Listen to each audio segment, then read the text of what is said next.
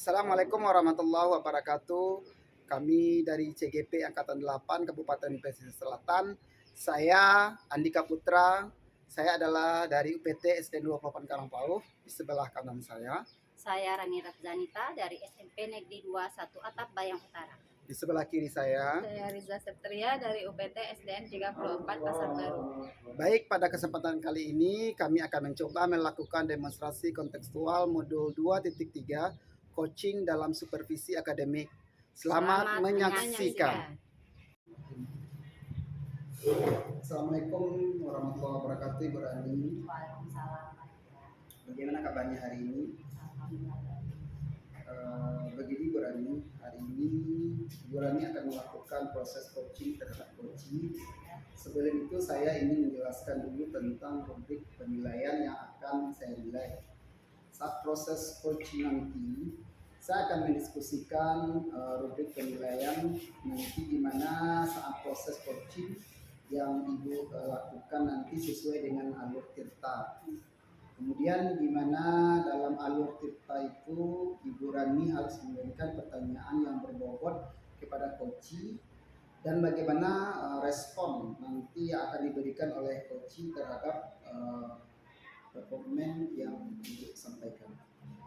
Kemudian yang harus diingat nanti pada saat coaching ada beberapa prinsip coaching di mana nantinya akan menjadi penilaian saya, yaitu kemitraan, kemudian proses kreatif dan memaksimalkan potensi yang ada. Baik untuk kompetensi coaching apa yang ingin dikembangkan oleh Ibu Rani? Saya di sini pada pelaksanaan coaching nanti potensi yang ingin saya kembangkan itu present, di mana saya hadir sepenuhnya pada pelaksanaan coaching. Nanti saya juga bisa menjadi pendengar yang baik untuk coaching saya. Saya juga ingin mengembangkan bagaimana nantinya saya bisa mengajukan pertanyaan-pertanyaan yang berbobot kepada coaching sehingga proses coaching ini bisa berjalan dengan maksimal. Ya, kemudian yang kedua, bagaimana atau bagian kompetensi mana yang secara spesifik yang ingin diobservasi oleh Ibu Rani?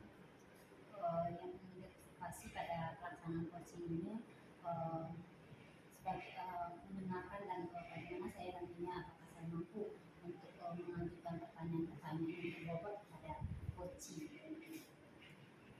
Baik Ibu Rani, kemudian apa indikator ketercapaian dari tujuan pengembangan yang Ibu Rani inginkan? Indikator ketercapaiannya, saya akan mencarikan solusi dengan mengajukan pertanyaan-pertanyaan sehingga si coaching ini bisa dengan sendirinya menemukan solusi dari permasalahan yang dihadapinya.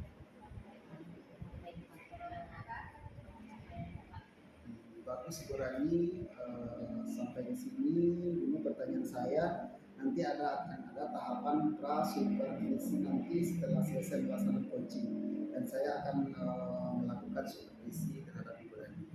Baiklah, itu saja. Terima kasih. Assalamualaikum warahmatullahi wabarakatuh. Assalamualaikum Ibu Rani. Waalaikumsalam Pak Dika. Setelah melakukan coaching, maka tibalah saya dari pasca coaching. Sekarang saya akan memberikan beberapa pertanyaan. Yang pertama, apa yang Ibu Rani lakukan pada saat melakukan coaching yang menjadi indikator ketercapaian yang diinginkan?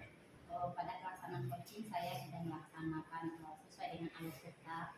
Pertama saya menanyakan tujuan dari pelaksanaan coaching pada si coaching apapun itu dari percakapan kami tadi. Setelah itu saya mengidentifikasi permasalahan-permasalahan yang dihadapi oleh si coaching dengan mengajukan pertanyaan-pertanyaan kepada si coaching. Saya juga menanyakan rencana dari aksi yang akan dilakukan oleh si coaching terhadap permasalahannya. Dan terakhir saya juga meminta kepada si coaching untuk bagaimana dia bisa mengambil sebuah kesimpulan atau tanggung jawab terhadap permasalahan yang dihadapinya. Intinya saya sudah melakukan itu. Bagus. Dari catatan hasil observasi saya, Bapak sudah melakukan coaching sesuai dengan alur kita. Assalamualaikum Bu Riza. Waalaikumsalam Bu Rani. Apa kabar hari ini Bu Riza? Baik Bu Rani, maaf ya saya datang ke sini untuk sedikit mengganggu waktu ini. Sebenarnya ada yang mau saya sampaikan sama Bu Rani.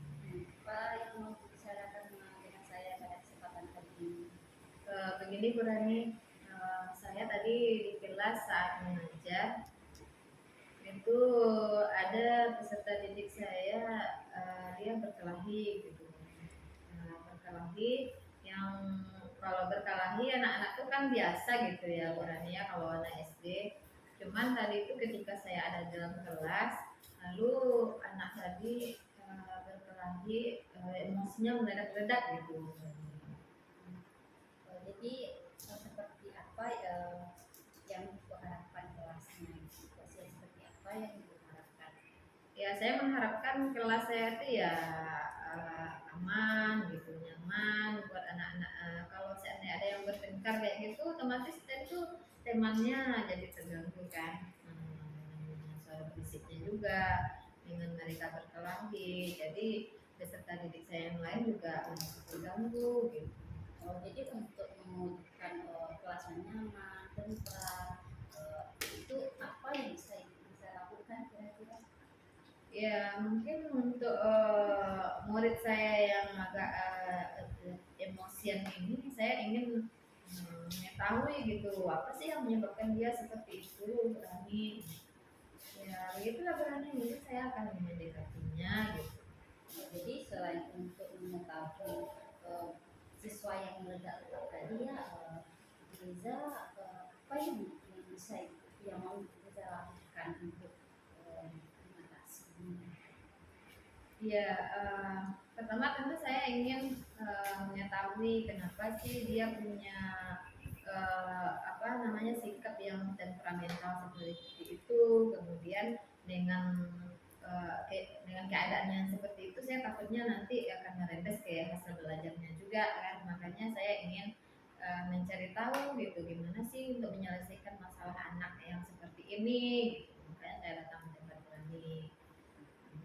Kira-kira apa yang bisa lakukan untuk mengetahui penyebab anak itu meledak-ledak gitu? Tadi saya ajak dia ngobrol juga ya Bu Rani, terus saya tanyakan kenapa dia seperti itu. Terus dia bilang dulu katanya dia pernah waktu di kelas 3 tuh Bu Rani, dia pernah kesurupan katanya. Semenjak dia kesurupan itu sampai sekarang dia kalau marah tuh nggak bisa tahan emosi. Kalau mau pengen mukul teman ya dipukul aja gitu. Begitu Bu Rani. Jadi selain Riza bertanya kepada anak tadi, tadi anak itu mengatakan dia kesulitan, apa lagi yang mau Riza lakukan? Saya ingin selain bertanya ke anak tadi sudah ya Bu Rani ya. Nah, saya juga ingin lebih lanjutnya, malah saya sudah bertanya juga kepada guru lain, ternyata anak itu bukan sama saya saja yang seperti itu ya, dengan guru lain juga seperti itu. Namun untuk langkah selanjutnya sebenarnya saya mau manggil orang tuanya. Jadi sebenarnya saya segan juga, merasa nggak enak juga nanti takutnya orang tuanya tersinggung dengan kondisi anaknya seperti itu.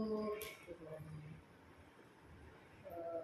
Kalau Riza takut orang tuanya tersinggung, sebenarnya kita kan harus mengatasi permasalahan ini. Kalau dibiarkan otomatis Riza tidak akan kondusif nantinya ya. Kasihan juga kita nanti dengan proses pembelajaran. Selain itu kira-kira apa yang bisa kita lakukan selain dari tuanya, tanya sama anak tadi, kira-kira apa yang bisa dilakukan untuk mengatasi situasi emosional anak tadi? Saya kalau manggil orang tuanya pernah juga sih ingin saya panggil, cuman orang tuanya ini terlalu sibuk. Ada sih saya melihat ya sering juga neneknya gitu datang ke sekolah untuk melihat keadaannya atau memantau bagaimana dia di sekolah. mungkin saya akan mengambil langkah selanjutnya untuk memanggil neneknya terlebih dahulu, Bu Rani, karena neneknya ini bisa dikatakan dekat lah sama dia.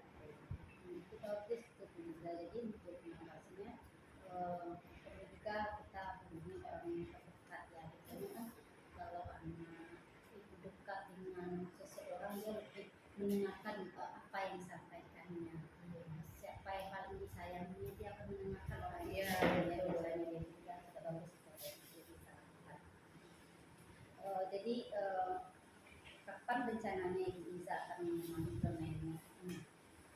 Segera Bu Rani, karena saya nggak mau juga masalah ini berlarut-larut kan. Saya juga ingin menyelesaikan masalah anak ini secepatnya agar kondisinya juga tidak semakin parah gitu, agar tertangani emosional anak tadi bisa tertangani dengan baik. Mungkin saya rasa memang ada salah satu penyebabnya kenapa dia seperti itu, bisa jadi dari lingkungan keluarganya, ke masyarakatnya gitu ya, dengan salah bergaul atau bagaimana ya, itulah apa namanya, untuk mencari jalan keluar secara cepatnya saya akan memanggil neneknya terlebih dahulu. Selain memanggil neneknya sebelum melakukan, ada tidak pihak-pihak yang perlu kita hubungi yang perlu kita lakukan sebelum memanggil neneknya tadi?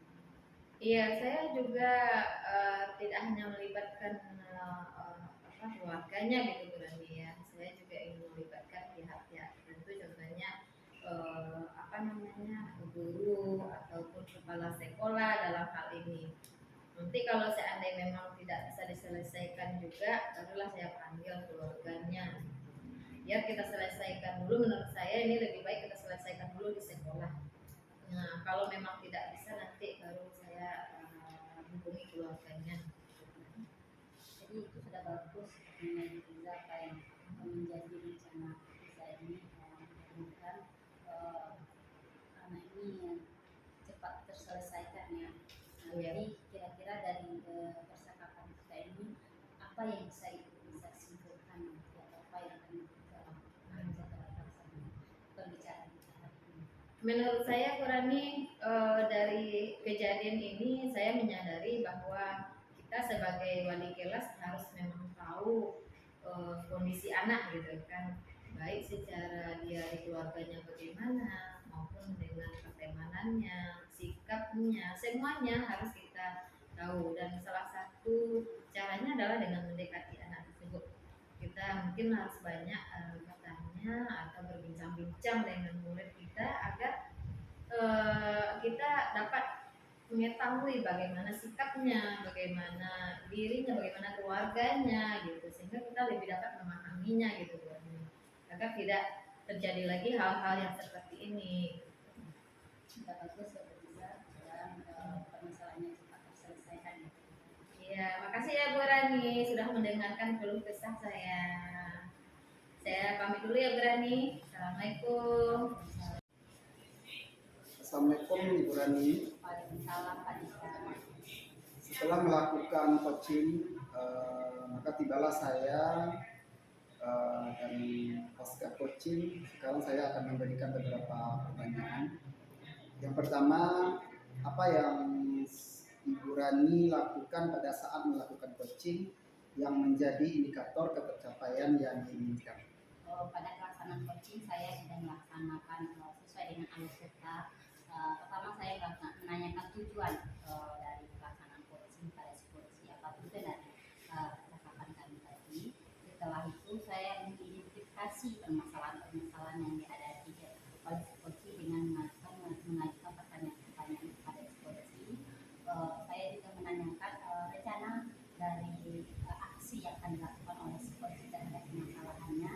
Dan terakhir saya juga meminta kepada psikologi untuk bagaimana dia bisa mengambil sebuah kesimpulan atau tanggung jawab terhadap permasalahan yang dihadapinya. Intinya saya sudah melakukan hal itu. Bagus. Dari catatan hasil observasi saya, Bapak sudah melakukan coaching sesuai dengan alur kita